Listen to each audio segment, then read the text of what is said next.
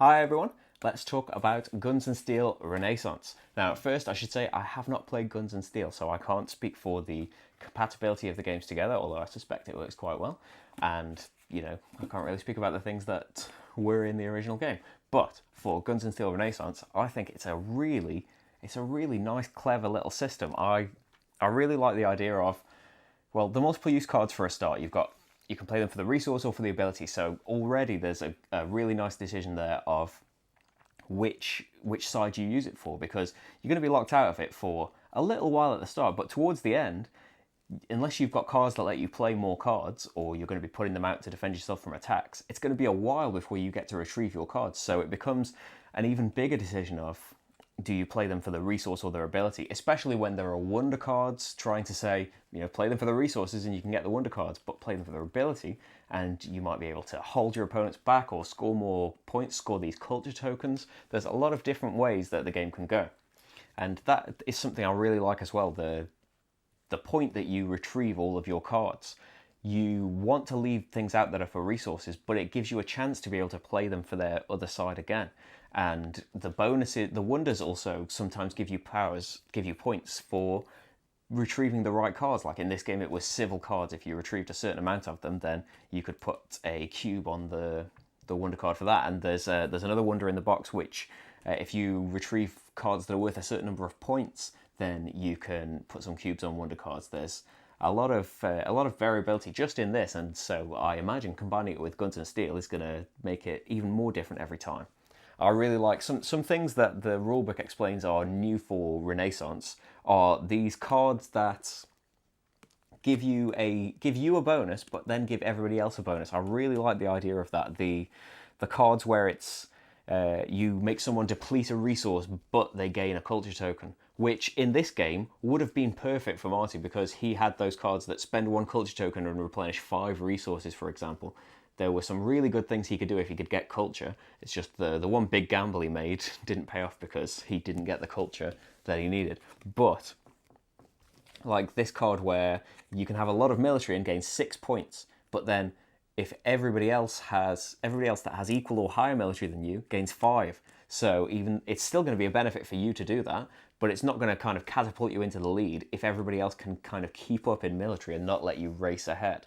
And that is a viable strategy. Military, it can just lead you to stall yourself, and while holding everyone back, you're not getting anything done yourself. But cards like the Stealth Bomber or the Horse Archer, so that depletes people's resources, and for every resource you deplete, you gain a culture token, and then you can use those culture tokens to activate more powerful effects of other cards, or you can just save your culture tokens because you could be the person building up a really good engine of just culture tokens. As soon as you get 15, the game's over.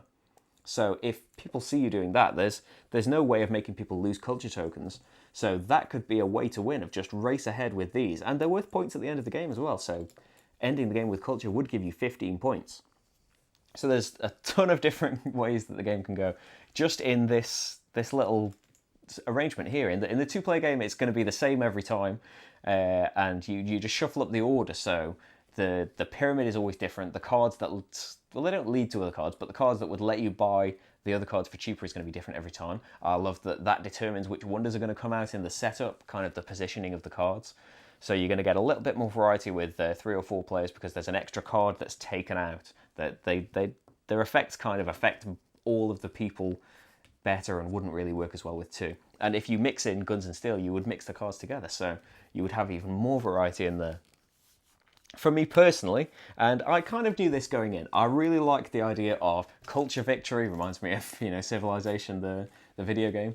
I really like the idea of the cards that, while giving you a bonus, also give everybody else a lesser bonus. I love that in games because it really does tear you apart, that you want that really brilliant bonus, but you know that the other person has got a perfect card that if I had used the card that gave me a great ability but gave Marty 1 culture, I knew he had that card that let him spend 1 culture to replenish 5 resources, and that would have catapulted him forward. So there's always that brilliant kind of decision that comes from having cards that give you a great effect and your opponents a slightly not as good effect. I really like those. The culture tokens, as I said, but the the game itself does want you to play attack cards on each other. And in my games personally, I don't really like that in games.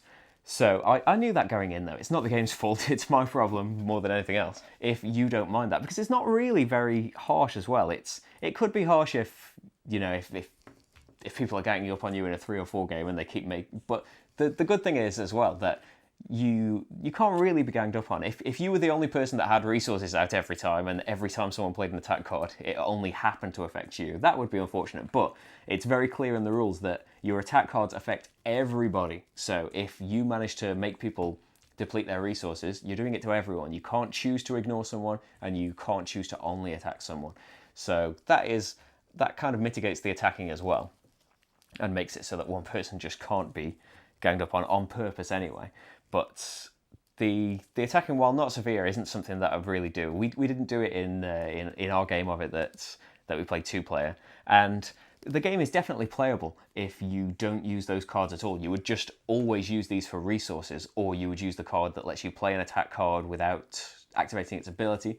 We did that a few times. It's definitely playable, but it feels like it's not at its best. It's definitely not a horribly mean game, but it definitely wants you to have this as a threat to... If nobody's going to play attack cards, there's no reason for anybody to be leaving military face up as a kind of preventative measure, or to be buying cards with the response in mind, buying the tactic cards knowing that, okay, I'm going to get this quite nice power, but also I'm going to have another card in my hand where if anybody does want to mess with me, then I can play this and defend myself with more military, or I can suddenly flip over a load of resources and have a load of military out. So while it's not absolutely necessary to be attacking people all the time, and certainly you can play with just kind of building up a little defense for yourself and trying to get on with culture victories or grabbing the resources so you can get the better cards before anyone else. Military is not essential at all, especially with the culture in it, but it's definitely in there, and if you remove it completely, as we did, it makes a lot of things kind of wasted in the game, like attack cards and responses and defending yourself.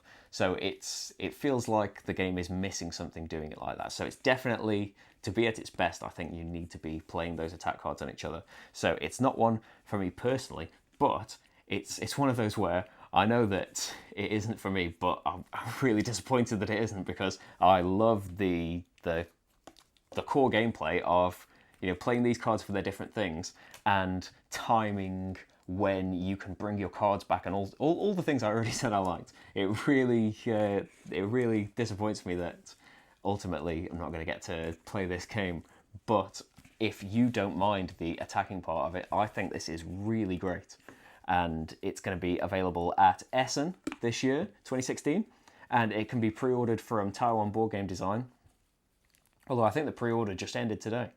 But it's going to be, you can order it from their website for delivery around the world anyway. And they have some really interesting, different, and great looking games available from a ton of different designers and companies.